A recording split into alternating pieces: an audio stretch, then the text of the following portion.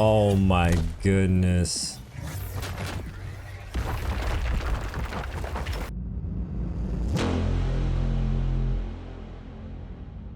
How's it going, guys? My name is Doe. Hope you're doing great. And in this video, I want to give y'all a pretty solid build for the sword in the new Blaze Escalation. And the reason why I'm going with the sword is because at the moment, it is just a really solid pick for the Blaze Escalation, since right now there are new Blaze variants for behemoths like Rizakiri, Nasher, and Coolshot, meaning you'll be encountering a lot of fire behemoths in this escalation, like a pretty good amount.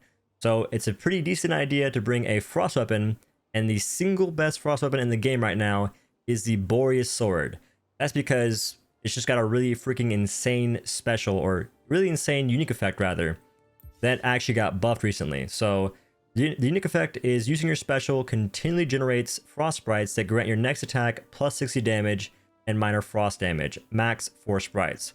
So before, you'd make a frost sprite every 0.5 seconds, something like that. Now you make one every 0.30 to 0.35 seconds, somewhere around there. And this is actually pretty freaking strong because compared to other weapons, they don't have anything near as good. Like, for instance, where's a really quick one. For instance, the hammer, after spending ammo, generates a frost sprite that grants your next, it's like, you did spend ammo on this case, on the hammer. For the sword, all you have to do is activate your special and you're just pumping out these frost sprites, bro. Wild. It's actually a lot of damage, and since you can't really bring Hellion Sword, it's not the best idea since you're fighting a lot of fire behemoths, and you also don't really want to bring the Riftstalker weapons because those are mostly low life weapons because of the stat on the weapon, which is Wild Frenzy. It's better to rock a sword. It's just, or not sword. It's better to rock frost weapons if you can help it. Now, starting off, that's my suggestion. Later on, once you unlock the power boost, which give you up to like 60% extra damage and damage reduction, then you can choose different builds, obviously. But if you're just starting out in Escalation, I suggest rocking a build like this. That's just my suggestion. So to get started on the build, we got the Boreas Sword, and we're going to have the Avenging Overdrive special because that's the single best special for the sword. We might as well rock it. It only makes sense. With the Whistling Blade modifier. If you want, you can use whatever modifier you want to. I suggest Whistling Blade because it is very freaking strong. Now, as far as our armor goes, we're going to have the Rizakiri helmet. This should be obtainable by most players already. If you're new to the game, you can choose maybe the Hellion helmet if you have it, but I suggest trying to work your way towards the Rizakiri helmet in this case. Now, if your teammates are rocking Conduit, you don't have to bring this helmet. You can instead use the Hellion helmet or even the Stormclaw helmet. Up to you. It just depends on what your teammates are using, but in this case, it's just preference, mostly. Also, my builds, I'm scuffed. I was displaying something earlier and I forgot. Fixed it. All right, carrying on. The chest piece I suggest using is the Koshai chest piece, just because of the perk and the slot on it. Pretty nice. And then we got the Nasher gloves and Nasher feet.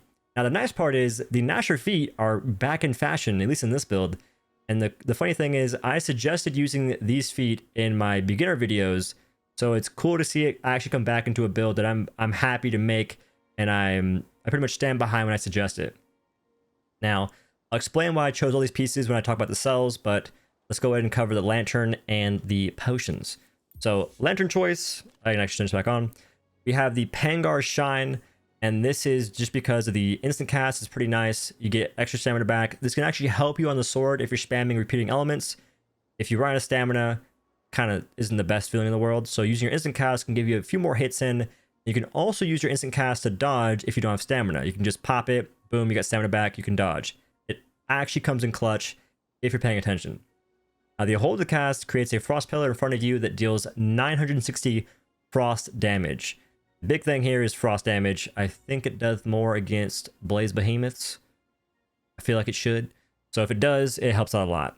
And overall, it's a good lantern to have. The only downside I feel is that it causes a frost proc. Frost procs make behemoths move slower. I freaking hate this, but I deal with it. It's you gotta suffer some of the nuisance mechanics like that. But some people like it. If you like it, good for you. I freaking don't. Freaking hate it, man. Like, holy frick. Now, to cover the cells, actually, no, we're gonna cover the potions first. We have like the first potion, or One of these potions can be up to you, but the ones that I really suggest bringing are going to be Frenzy Tonic and Bork Tonic. Frenzy Tonic is a staple damage steroid, rather. I don't know what it's called. It's a damage booster, and it's pretty freaking good on almost every behemoth. Actually, it's good on every behemoth, but it's really good on every behemoth except for like 2, Riftstalker and Shroud. They don't have the best enraged states. Now, Bork Tonic is useful because in this escalation, it hits like a freaking truck. These monsters do a lot of damage. I'm not sure if they ramped it up a little bit. I'm not sure if they're taking some like performance enhancing drugs or damage enhancing drugs, one of the two. But the monsters in Blaze Escalation hit really freaking hard. So Bork Tonics reduce damage taken by 45% for the next 3 hits. If you have a decently high mastery, you can get four total uses of this thing. So you get 12 hits that don't deal as much damage as normal. So it's pretty nice.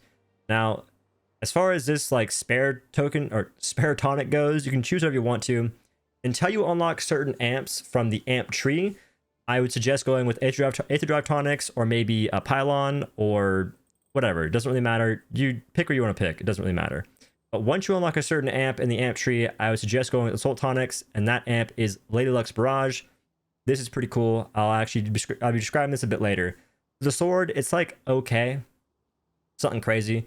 But to describe it actually real quick, it is a amp that makes it so dealing stagger damage builds a reserve of cannonballs. These cannonballs fire every minute, and they can actually build up to a pretty high number, and they can slay out against behemoths. It's just a pretty neat thing.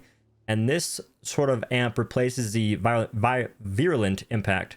That word's hard to say. It replaces the virulent impact from Shock Escalation and gives you the wow factor in the Blaze Escalation. So it's kind of cool. I like it a lot. But it is better suited for weapons like Striker or the Hammer because those are blunt weapons. They do more stagger damage at their base. But it's probably not a bad idea on the sword either. Anywho, moving on to the cells. I'm going to explain why I chose the cells I chose. And yeah, to get started, Conduit, it's more attack speed. If someone in your party has Conduit, you don't need to bring it. You can instead bring things like Etheric Attunement, maybe Zeal, which is a new cell in the game, which by the way, this is how I messed up my build earlier. I changed it to Zeal and I forgot to change it back correctly. But Zeal increases the effectiveness of your Lantern type abilities by up to 65%. It's not crazy on the surface, I don't think, but we'll see if it's super good later. Like someone will test it. But if someone's already rocking Conduit, you don't need to rock it yourself, and you can bring things that help boost your damage in other ways, like Zeal, Etheric Attunement, things like that. Do I need Conduit? Or... No, I need Etheric Attunement, right? All right. Fixed it. Overpower.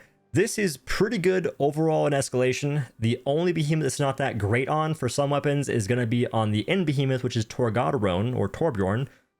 I can't say his name, but that behemoth isn't super susceptible to overpower because it doesn't stay on the ground that long most of the time. But it's not bad to have because it's still good. It's still okay on him, and it is still pretty good throughout Escalation. So I suggest bringing it. If you want to swap it out, you could bring things like overpower or like KOK if you're rocking Lady Luck's Barrage amp thingy. Up to you. And then Predator. I know not many people, or I know that some people don't like this cell. If that's the case, I'll try and leave a build in the description that doesn't use it. If you don't like Predator, look for that build in the description. It'll most likely be there. But Pred's a pretty good cell. If you don't take damage, you deal more damage. Pretty straightforward. It's really good to have. It's better than most of your other options because the other decent option in this sort of scenario would be Berserker, but that reduces your health. And also it takes time to build up the stacks, which isn't a big deal, but reducing your health is a bad thing in this escalation because like I said, this escalation hits pretty freaking hard, so that's kind of why I'm not running a life build right now. And then now we have Rage Hunter. Rage Hunter is really good on most behemoths, so deal more damage versus Rage behemoths, always good to have in most cases. Now, this is a cell I normally don't ever use, but in this case, it's kind of nice. So tough. At +6, you get 500 max health, or 500 more health to your max, and you also get 50% increased healing from all sources. This comes in really handy because in this escalation, I'm not messing around when I say this, things hit like a freaking freight train, man. Once you unlock more power boosts, it's not that big a deal. Like you'll sort of begin to see a decrease in the damage you're taking because the power boosts give you extra damage. You deal more damage and you take less damage. by up to like 60% on the last round. So when you're like all power boosts, you can probably start rocking low life builds, but for right now, I wouldn't suggest it. And having tough just makes sure you're a bit more tanky, and you also get more healing when you do heal, like using your potions, using the Aether Crack in the middle of the map. Things like that help you out a lot in that kind of scenario. And then lastly, we have Aetheric Attunement.